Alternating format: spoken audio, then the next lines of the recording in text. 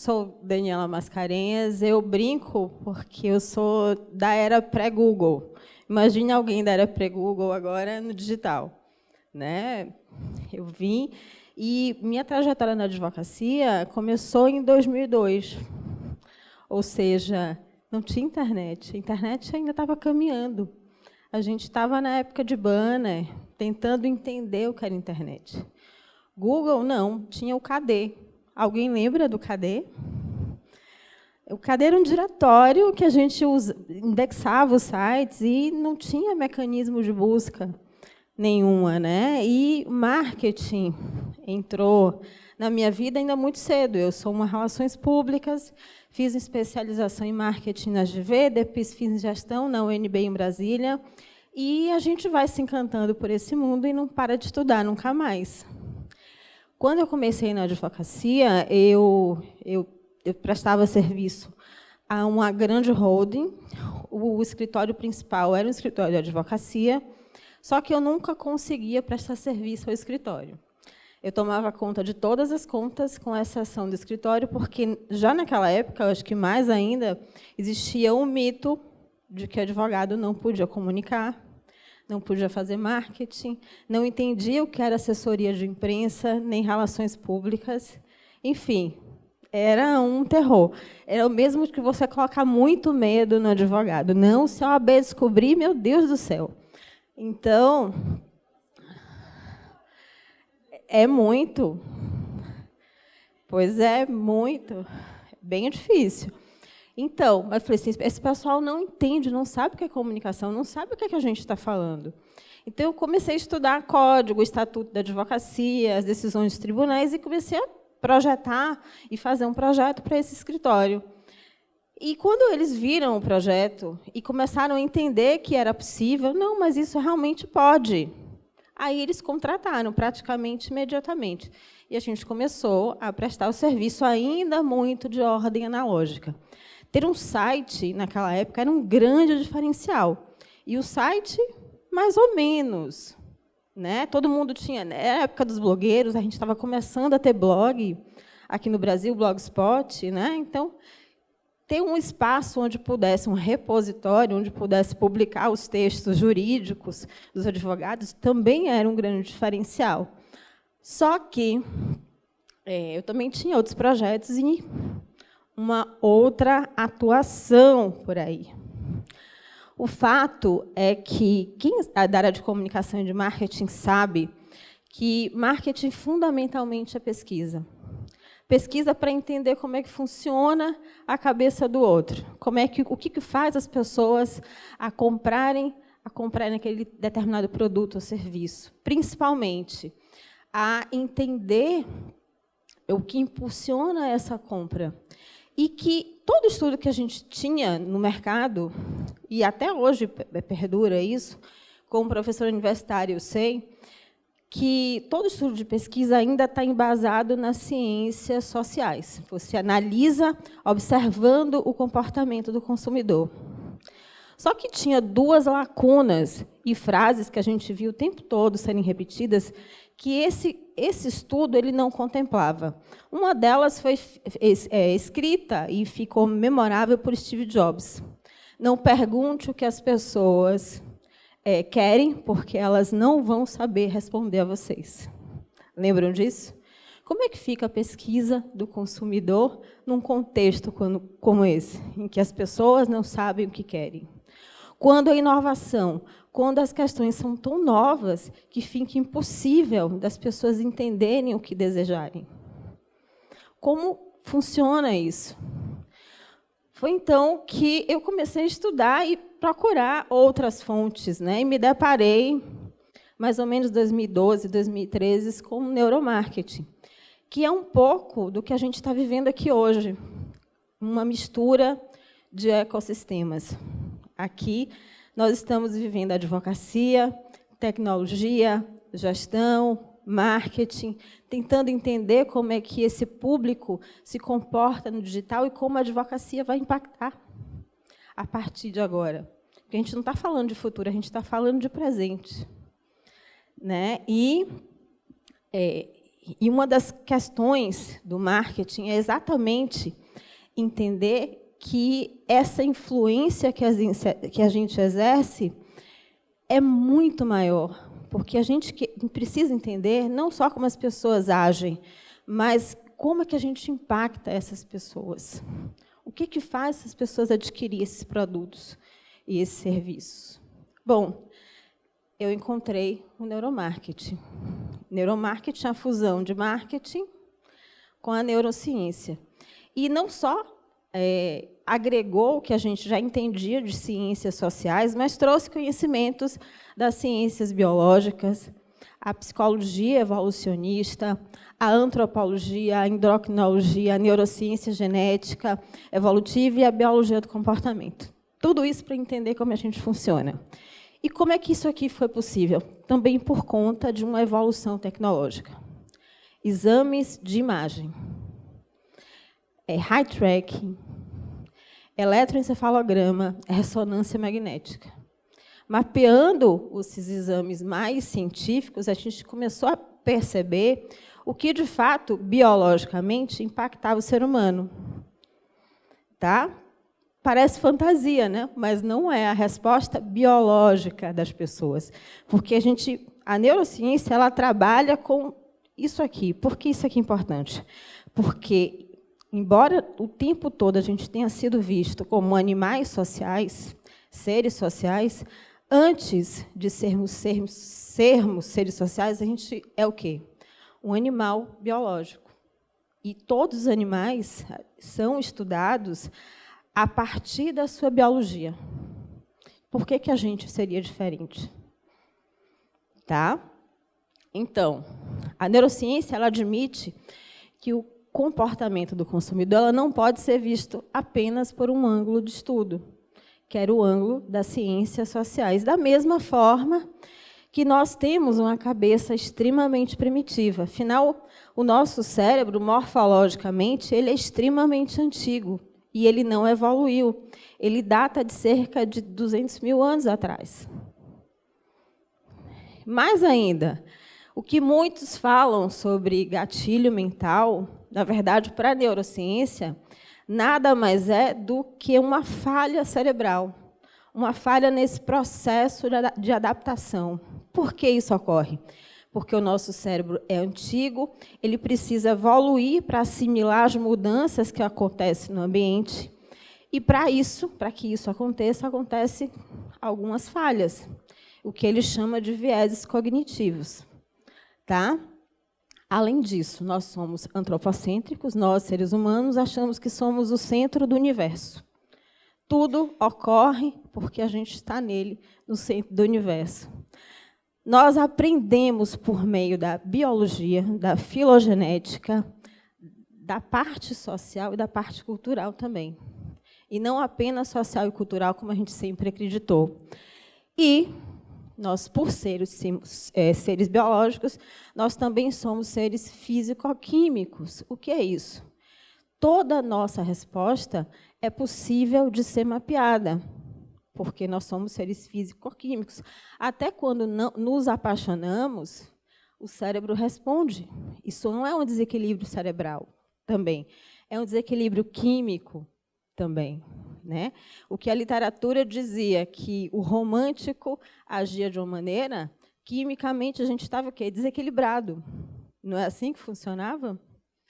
Bom, e nós, por sermos seres humanos, a gente sofre muita influência dos hormônios, principalmente as mulheres. Tem algumas referências bibliográficas bem interessantes com relação a nós, mulheres. Sobretudo, assim, quando a gente está no escritório, em que a maioria das mulheres, em que a maioria da equipe são mulheres, observem que, com o tempo, todo mundo começa a menstruar no mesmo período. O nível de TPM das mulheres estão altíssimos. Cuidado com essa galera. Então, a gente recebe extremamente forte influência dos hormônios. Então, a gente precisa levar isso em consideração também. Tá? O ser humano, por ser um ser biológico, ele é predizível, ou seja, é possível prever o seu comportamento. Desde que a gente entenda com quem a gente está lidando, é possível prever o seu comportamento. E é exatamente nosso objeto de estudo aqui. Essa aqui é a teoria dos 3 cérebros, tá? O primeiro cérebro que se formou é o reptiliano. O reptiliano, ele é o responsável por nossos instintos. Basicamente, todas as causas, a grande maioria das causas de direito, de advocacia, ela responde por essa parte do cérebro, porque é onde está a nossa defesa da prole. Alguém aqui advoga com advocacia de família, previdenciário. Então, essas causas, que é exatamente as causas alimentares, as causas onde a gente ameaça, digamos assim, a segurança das pessoas, estão ligadas a essa parte do cérebro, onde as pessoas respondem literalmente por instinto. Então, se alguém ameaça a nossa família de alguma maneira, a gente responde ou com medo, acuado, ou a gente vai para cima. E a gente não pensa muito sobre isso, simplesmente vai. Essa é a parte do cérebro mais antiga que existe, e a gente divide ela, inclusive, com os répteis. Por isso o nome reptiliano. Aqui é o início de tudo. Depois se formou em nosso cérebro o sistema límbico, que é aquele sistema responsável pelas emoções. O curioso, gente, é que o sistema límbico, junto com o reptiliano, eles respondem por 95% das nossas ações. A gente não é tão racional como a gente gostaria que fosse. Nós somos muito mais instintivos e emocionais do que a gente imagina. O problema é que a gente tem um neocórtex que está ali isolado na frente, que é onde a gente planeja, é responsável por nosso juízo, nossa razão, que tenta justificar todo o resto e tenta controlar e botar ordem na casa. Só que a gente percebe o mundo e percebe as pessoas com o límbico e com o reptiliano. E muitas vezes a gente age da forma que age porque a gente age inconscientemente. Muitas vezes a gente não percebe até tomar aquela atitude que a gente está agindo da forma como a gente age. A gente compra e se arrepende. Não é assim? A gente contrata serviços e coisas e tenta voltar atrás. Por quê? Porque a gente tomou isso por instinto. Ou algumas vezes a gente compra e tenta justificar aquela compra. É o neocórtex tentando justificar a atitude que a gente já tomou de forma emocional. Só que na advocacia isso acontece o tempo todo, porque a gente está lidando com pessoas. E até na advocacia empresarial, que as pessoas acreditam seriamente que as compras são mais formais e que os contratos eles demandam uma racionalidade maior, muitas vezes, para dar a sensação de que aquela pessoa fechou um contrato racionalmente, o que a gente faz com o preço? A gente quebra. A gente não deixa o preço redondo. 10.797. A gente está racionalizando um processo que foi extremamente emocional. A gente quebra. Essa é a nossa ordem para quebrar o preço.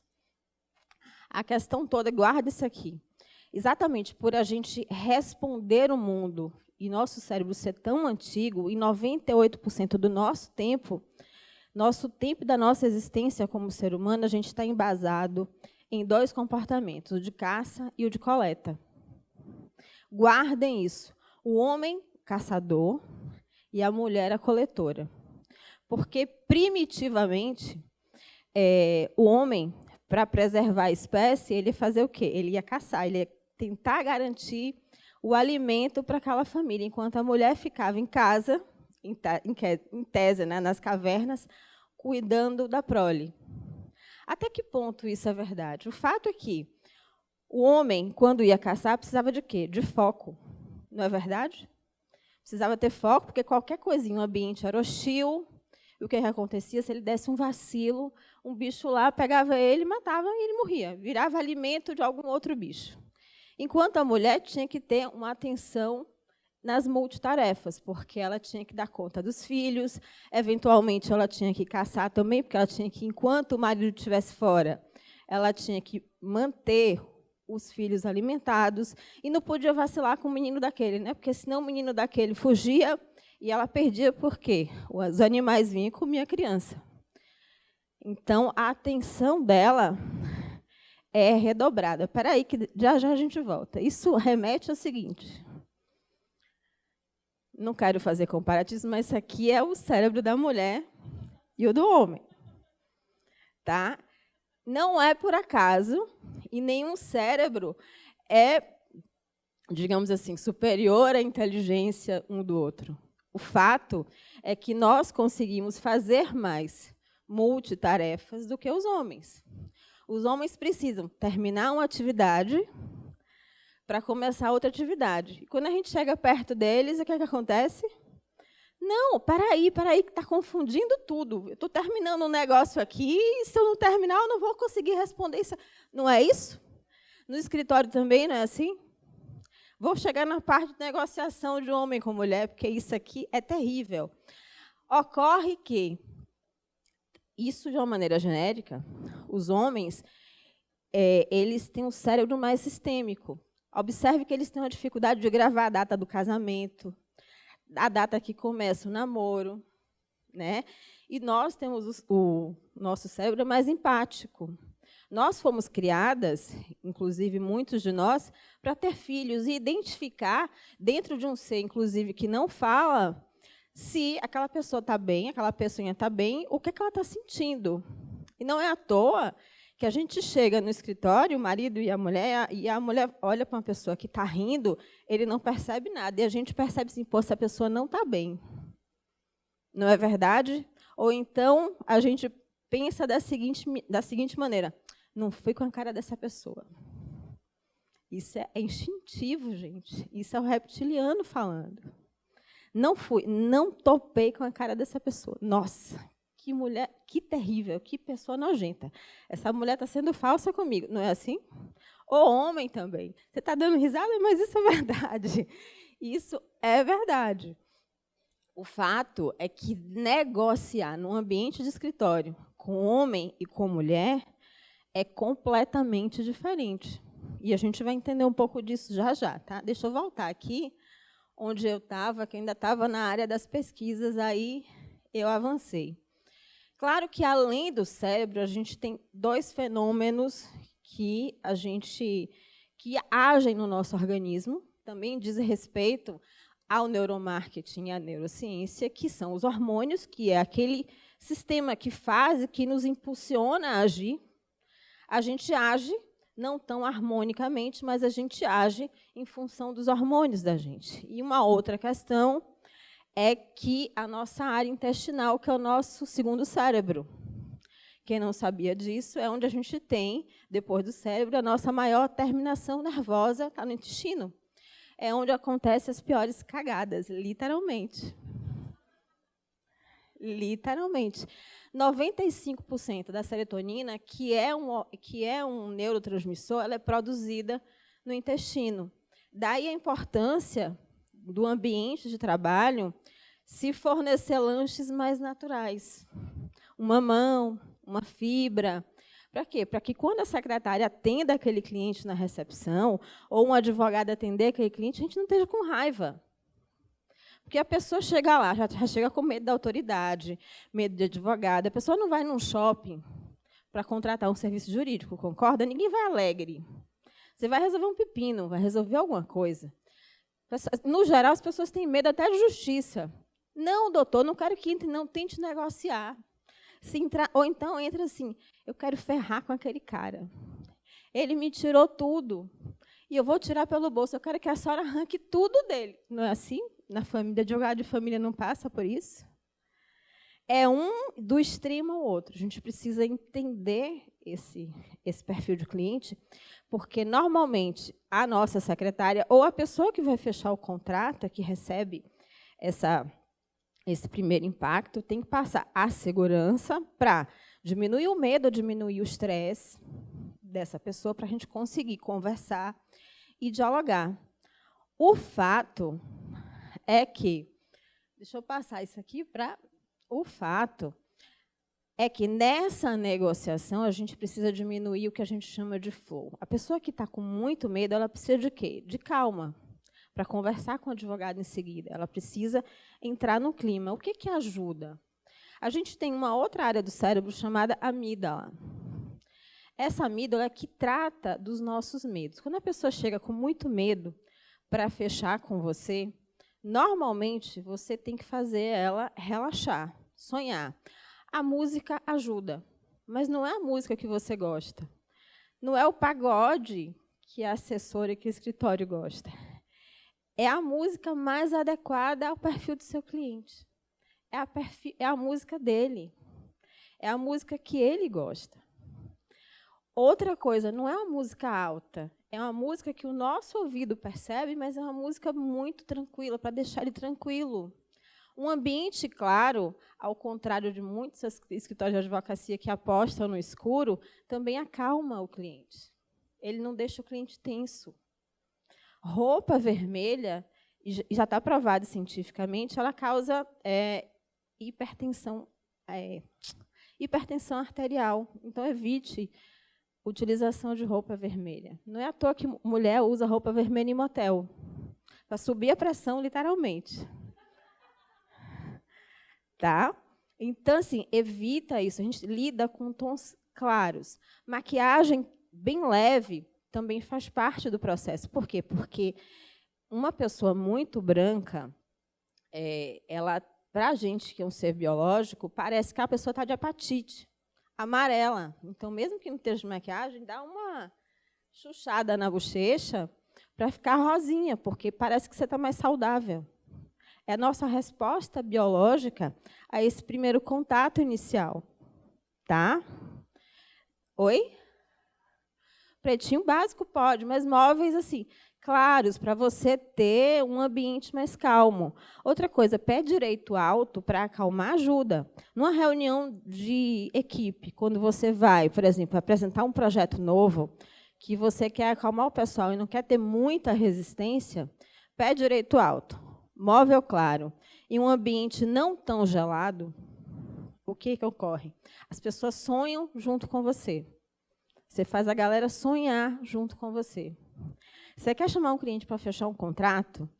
Pé direito baixo, mesa quadrada, porque aí você tem o medo e a atenção da pessoa. Sempre. Tá? Quando você quer atenção, pé direito baixo, mesa quadrada. Quer fazer a galera sonhar? Pé direito alto, mesa redonda. Tá? Isso é nosso comportamento biológico em ação. E o que marketing tem a ver com isso? Marketing ele procura o quê? Padrões. A biologia dá padrões.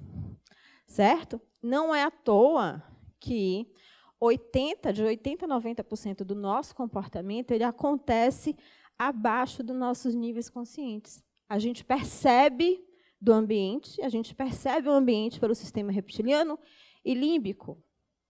Só que a gente tenta racionalizar, justificando esses processos.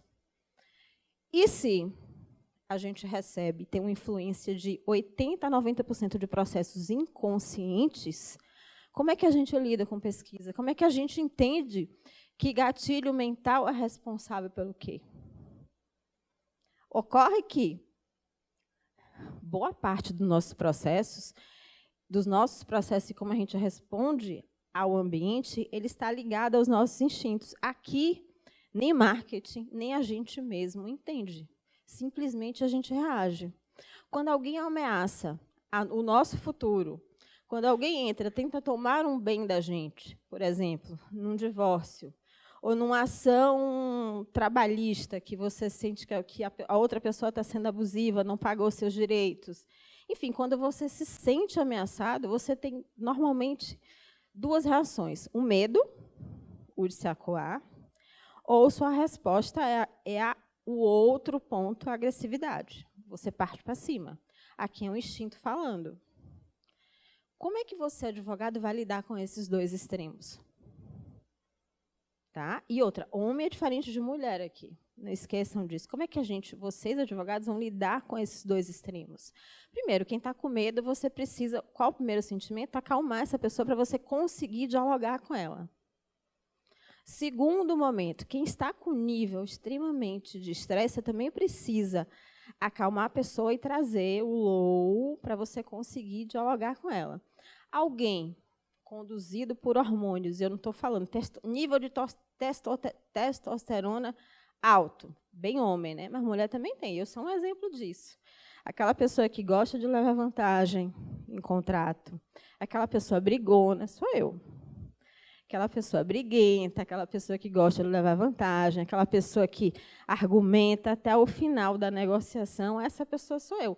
Tem muitos homens assim que são fáceis de reconhecer. Rosto quadrado, cara cheia de pelo, sobrancelha cheia, cheio de nível de testosterona. Como lidar com esse alfa? Concordando com ele. Não, senhor, eu sei que você está revoltado e o senhor está com razão. Eu compartilho do sentimento do senhor, mas agora vamos tratar do que interessa, vamos saber como é que a gente vai reagir a essa sua indignação. Eu concordo, eu nunca vou discordar do meu cliente, ele sempre tem razão. E o outro cliente que chega com medo, que chega literalmente chorando, o sistema límbico falando por ela. Você vai ouvir, psicólogo, gente, psicologia é maravilhosa. Ajuda a você entender o problema daquele cliente. Ele estava rindo porque, na hora do almoço, eu estava falando que eu faço atendimento por telefone para fechar funil, produto de high ticket. Então, eu faço por telefone. E a pessoa fala a história da vida dela. Ela falou, é sério? Eu falei, fala. E é tão bom para a gente fechar negócio, porque ele fala todos os problemas. Deixa eu só falar um pouco da minha trajetória. Sim, pode falar. A gente entende e anota cada trajetória, porque nunca é igual o formulário que a pessoa preencheu. Nunca é igual. E as pessoas gostam de desabafar, elas gostam de falar delas mesmas. Mas como negociar com a pessoa que tem o alfa, a testosterona alta? Contar histórias funciona bem. Só que essa pessoa, ela gosta de histórias de competitividade. Então, assim, você está numa relação pessoal. Então, você pode falar daqueles casos em que estavam bem ruins e que você conseguiu reverter o problema para a pessoa. Então, ela já pensa, pô, se esse desgraçado aí conseguiu, eu também consigo. Competitividade. Como é que você lida com mulher? Mulher é mais sistêmica, ela é mais detalhista, ela ama a história. Só que a história, não pode ser muito devagar, mas você pode contar uma história em que ela se identifique, que seja parecida com a história dela. Ela tem que viajar junto com você, até sentir a confiança e lhe contratar. Tá? Conta história. Nós somos muito conduzidos pelas emoções, só que a gente não percebe isso. Você quer fechar um contrato muito rapidamente, crie um ambiente adequado para isso. Ofereça café. Café quente, tá? Por favor, olha a temperatura. O tato no café, ele acalma. Por isso que um aperto de mão é tão importante, gente, na hora do fechamento, ou até quando a gente vai conhecer alguém. Embora muita gente aqui esteja atuando no digital, eventualmente a gente está dando palestra, a gente encontra com o cliente da gente. O aperto de mão, o olho no olho, ele é muito importante. Então, aproveita esse momento para estar junto com as pessoas de verdade, para interagir com as pessoas de verdade. O café quente, uma conversa, ele acalma. E se a pessoa não tomar café, você ainda pode procurar um incenso, um cheiro de café, para colocar no escritório, porque isso estimula, inclusive, a criatividade da galera. Cientificamente, o café, ele é mais... Como é que eu posso falar? O café, ele traz mais dopamina do que o próprio chocolate, inclusive o cheiro. Então, é importante a gente trazer isso para o escritório, para quem atende o físico também. Uma outra questão também é que, em 2016, saiu uma pesquisa que a canela estimula a criatividade. Então, para um cliente em que você está prospectando, ou mesmo quer fechar um acordo, ali, naquele momento, oferece um biscoito com canela e um café, mas não é biscoito ruim, não é canela da ruim, não, canela da boa, tá? Para você acelerar o fechamento, tanto do contrato, como até daquela briga entre eles. Isso aqui é cientificamente comprovado. O fato é que apenas os pensamentos e os resultados dos comportamentos, a gente está no nosso nível de percepção. O restante está tudo dentro de nós. E a gente não percebe. A gente não tem conhecimento nem domínio de toda a função cerebral. Esse é o nosso grande ponto. E não é à toa que 95% dos nossos produtos, mesmo com pesquisas de mercado e segmentação, eles falham ao chegar no mercado. É por isso que a gente faz o quê? Testa, testa, testa. Não é verdade? Porque a gente não tem controle de todo o processo. E até os famosos gatilhos mentais, se eles não forem colocados no cenário adequado, e é por isso que o Érico Rocha, o Fernando, todo mundo que falou de gatilho aqui, coloca uma ordem para vocês seguirem, porque eles querem reproduzir um cenário que eles fizeram e que deram certo. E, normalmente, quando você tira o cenário da ordem, normalmente não dá certo. Tá? Ou você testa para tentar fazer da sua maneira, mas gatilho, quando eles falam, façam na ordem que eu te passei. Não é assim que acontece? Os vídeos? Você fez tudo que eu mandei você fazer? Ou você só usou uma parte? Só que a gente é mais do que isso. Como eu falei, a gente precisa entender o viés cognitivo de cada um, onde está a nossa faixa de interrupção e de engano daquele determinado cérebro. Por isso que a gente precisa entender quem é homem, quem é mulher, e como funciona o comportamento de homem e de mulher. Isso aqui é só um lembrete para mostrar o quanto a gente gosta de detalhe, gosta da gente ver todos os detalhes. Enquanto isso, o homem está ali dormindo. Literalmente dormindo, porque ele não tem a paciência.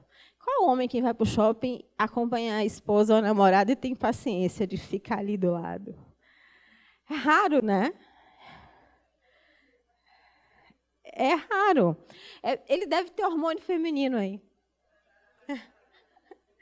Sério, o hormônio fala muito da gente, muito mesmo. Por isso que a gente precisa, não é só engabelar as coisas, a gente precisa entender as diferenças. Literalmente, a gente precisa entender as diferenças. Quando a gente está negociando com homem e com mulher, a gente tem que entender que, não me matem, cada um é diferente do outro. Tá? Então, entenda muito bem isso. E a gente, nós, seres humanos, a gente também é influenciado. Existe um outro viés cognitivo chamado de mentira e de auto-engano. O auto-engano normalmente está associado quando a gente acredita naquela mentira, mas a gente não acredita, a gente não sabe que é mentira. A gente acredita, a gente compra ela. Isso é auto-engano. Aqui, na natureza, embora não apareça aqui na imagem, existe um camaleão. E ele está se escondendo aqui na folhagem por conta dessa mentira, assim como esse leão está. A gente é levado a acreditar em algumas mentiras e a gente compra essa mentira. Existe uma diferença. O auto-engano é exatamente nesse processo de acreditar em determinada mentira. E a mentira é quando a gente sabe que é mentira, mesmo assim a gente mente. Ocorre que a gente mente o tempo todo. A gente precisa mentir para sobreviver. Tá? E advogado não mente de jeito nenhum, né, gente? Só se engana, mas não mente de jeito nenhum. Mas o fato é que o ser humano ele solta uma mentirinha em cada 4 segundos em uma conversa, de 10 minutos. O ser humano, a gente mente o tempo todo. Mente até para a gente mesmo, por isso que é auto-engano. Tá? Então, a gente mente, a gente não vai dizer para a nossa amada, pô, como você está feia hoje, está acabada, a gente não vai dizer isso. Né? Não, querida, você está ótima. Não, engordou. Você não vai dizer isso para uma mulher, nunca. É verdade ou não é? Então, a gente mente o tempo todo. A gente mente para sobreviver, senão a gente apanha. A gente mente para viver socialmente. Tá?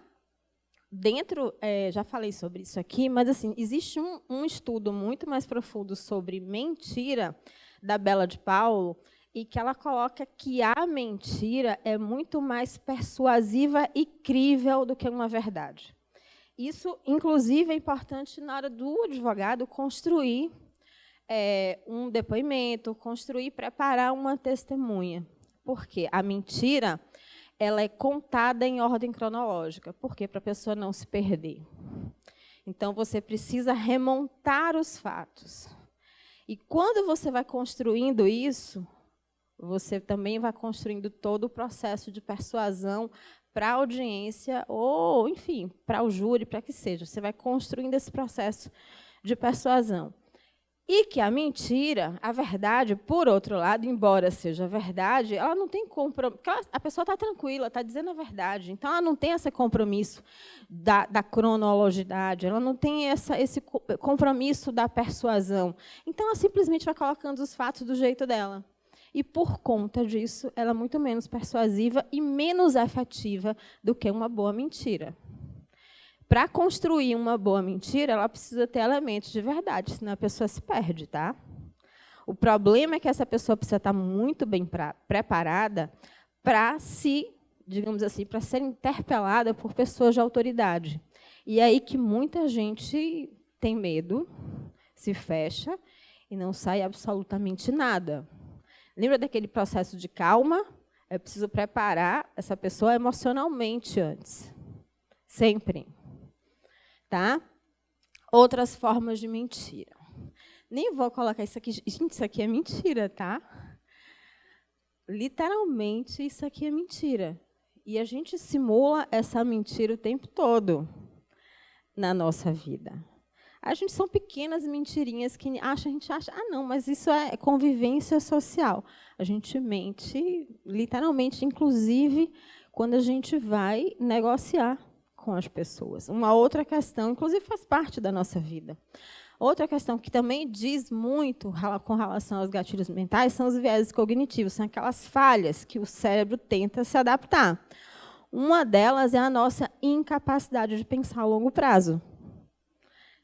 Quem troca? Eu sou uma vítima, entre aspas, disso. Eu sei que meu prêmio por uma dieta a longo prazo é muito melhor, mas eu não sou seduzida por um doce ali o tempo todo. Tá? Eu sou seduzida direto por um doce o tempo todo. Ou seja, eu só penso na zorra do curto prazo, para saciar o meu desejo agora. Você acha que o cliente é diferente quando você vai fechar um contrato com ele? Não é. Por isso que gatilhos como escassez funcionam muito bem. Porque a gente não pensa a longo prazo, a gente não pensa em investir. Por isso que processos como o de sucessão são muito difíceis de fechar, porque não tem necessidade de urgência, as pessoas vão empurrando com a barriga. Na estratégia de fechamento, o que a gente precisa ter são ações que, enxergando que a gente tem incapacidade, essa incapacidade de pensar a longo prazo, a gente traga resultados imediatos no pequeno prazo.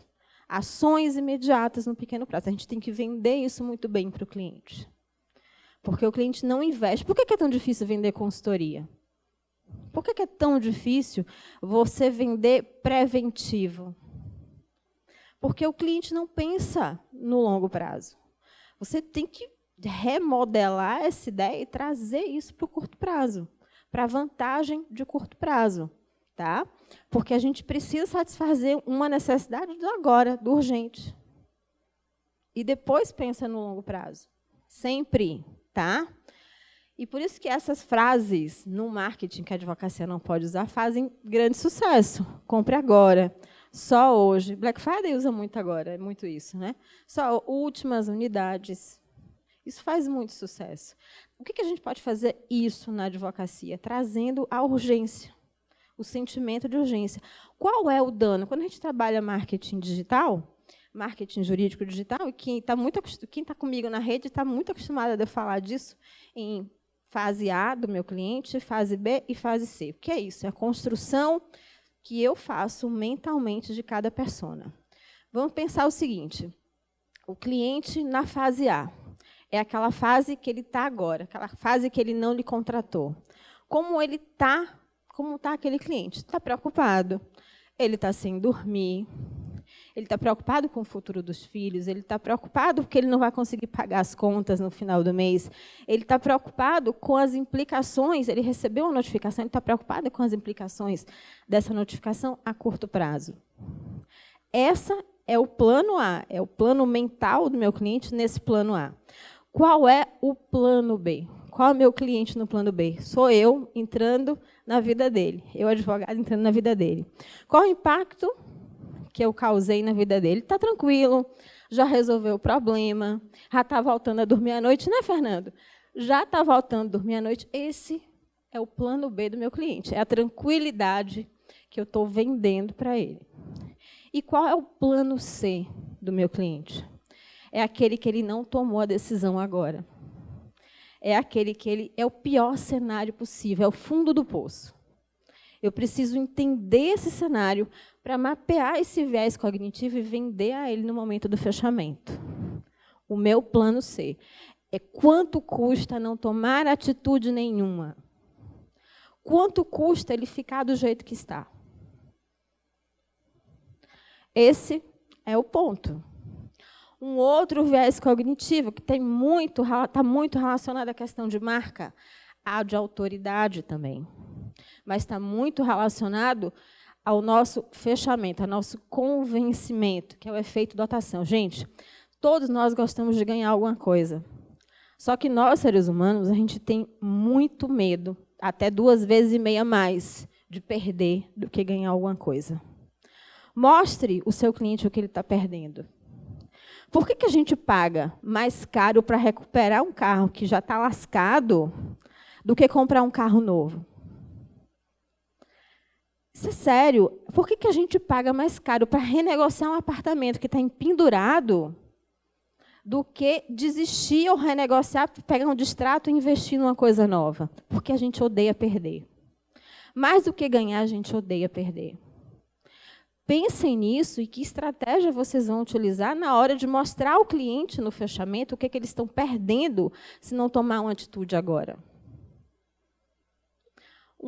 Tem vários na apostila, mas um outro viés cognitivo que eu trago muito é efeito placebo, na nossa vontade de acreditar. A gente acredita na marca, a gente acredita que alguém tem autoridade, a gente acredita e atribui a ela diversas coisas. Nós fazemos isso o tempo todo. Nós precisamos acreditar. Sempre. E se a gente gerencia esse processo com inteligência, a gente vai longe. Nós precisamos, isso é efeito placebo. Tá? E isso, por que é placebo? Porque na biologia você tem pacientes de controle. Você tem aqueles pacientes que recebem um remédio de verdade e tem pacientes que não recebem remédio algum. Mas muitos pacientes que não recebem remédio algum melhoram. Sabe por quê? Porque eles acreditam. Por que existe tanta seita religiosa louca e o povo faz exatamente o que as pessoas mandam fazer? Porque elas acreditam. A gente crê e nosso organismo ele faz todo o resto. Essa é a grande verdade. E todo o processo de construção de marca, de imagem, de autoridade, ele passa por esse processo de crença. Se eu creio que aquela pessoa vai resolver, que aquele advogado vai resolver o problema, é ele, não tem outro, é ele. É o nosso processo de crença. Dito isso, quem falou que a gente tem livre-arbítrio? Quem disse que a gente tem livre-arbítrio? Você acha realmente que nosso organismo deixa a gente ter livre-arbítrio? Bom, nem sempre as nossas escolhas são conscientes, a gente sabe disso. E o corpo, ele toma a atitude por a gente, só para a gente continuar vivo. Só para fechar, vou trazer aqui um exemplo muito simples, que acho que a maioria das pessoas, das mulheres principalmente, passa por isso. A gente tenta entrar numa dieta assim, radical, achando que vai perder peso amanhã. O que é que o organismo faz com a gente? Não, ele faz com que a gente perca menos calorias, gente. Isso é pura autossabotagem. Então, assim, a gente não tem, de verdade, a gente não tem livre-arbítrio. A gente pensa que tem livre-arbítrio. Então, utilize as informações que foram passadas aqui o dia de hoje para que vocês, no mínimo, possam gerir os seus processos de atração e fechamento de clientes com mais inteligência. Tá? Grande abraço, muito obrigada.